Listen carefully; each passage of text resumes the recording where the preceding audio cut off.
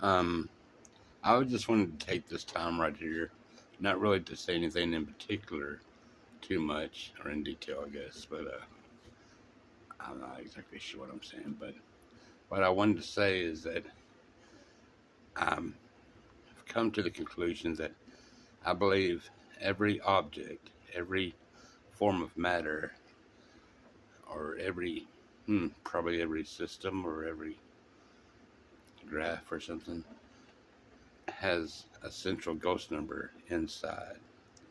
If you look inside here, there's a light on. Let me see, bright.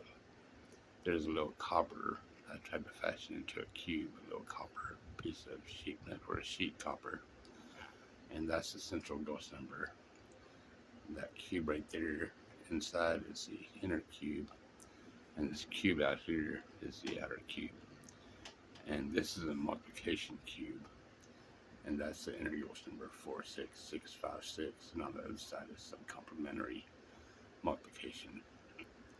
And then out here is the resulting invariant outer ghost number, and that's supposed to be the same all the way around at every octant, cubic octant. And these are some old ones that I've had. This is a stripped down version of a magic ghost number cube where it only has the central ghost number and these outer ghost numbers, and it removes the variance or the invariant or the variant inner cube. And these are just some old ones. See, that's broke. It fell, must have been once or twice.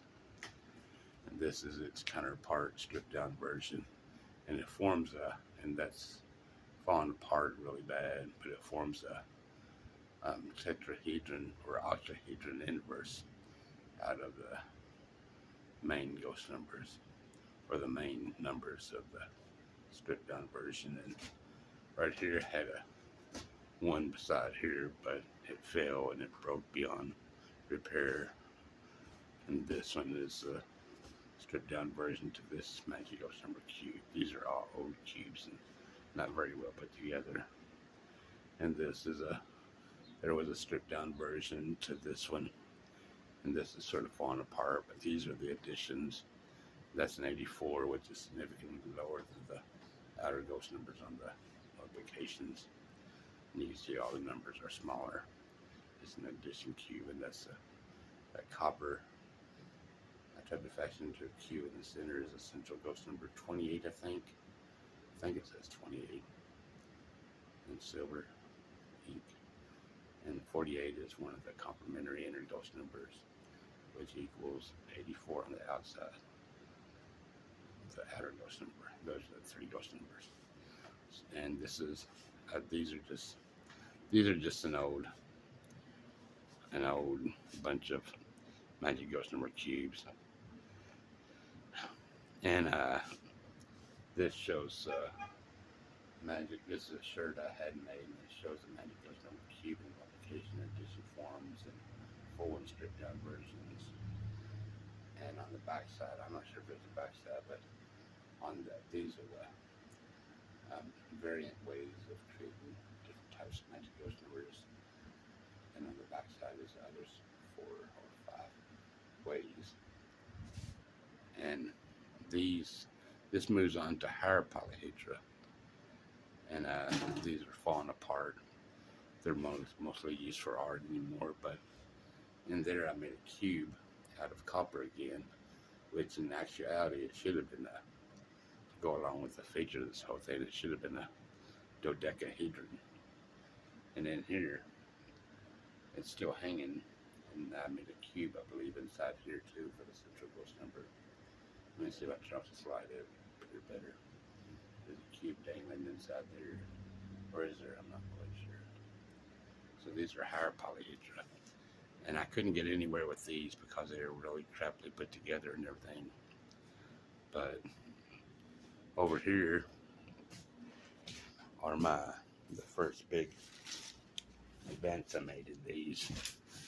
And it sort of relies on an imperfect calculation that I had to fudge a little bit.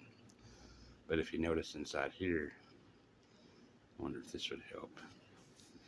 I bought dice. I bought an icosahedron dice for this. Die, not dice. Dice is plural for die. And if you can see that, I'm not sure if you can see that through this camera at this angle, but there's a little die, an icosahedron die inside there, dangling from the top of that inner dodecahedron or icosahedron, and there's a die. I wonder if I turn off the light, it'd look better. Dangling from there's a dodecahedron die inside the inner dodecahedron, inside the outer dodecahedron, and the inner ghost number of this one is 78, and the outer ghost number is 468 at all vertices. The inner ghost number of this is 210, and the outer ghost number is 840 at all vertices. These are the edge and the primary, outer primary, and outer secondary numbers. And I'm working on star convex polyhedra that I've only gotten this far with yet. And through all these recurring things, everything, through all these fractals and everything else, it's all in search of the central ghost number and all the different ways it could be altered or dealt with.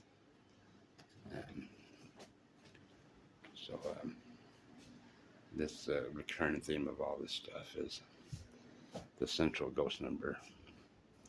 It could be these, a fractal ghost number cube array dangling from fishing wire.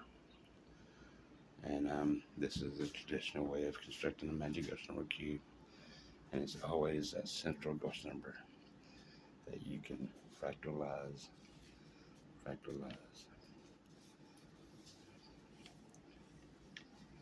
in this form and in different other forms too.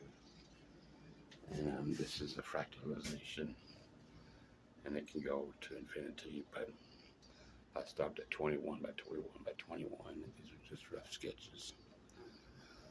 But I wanted to emphasize the central ghost number is the thing that I'm most interested in all these different forms that they take, and all the different ways to arrive at the central ghost number, and the ways to deal with them. So,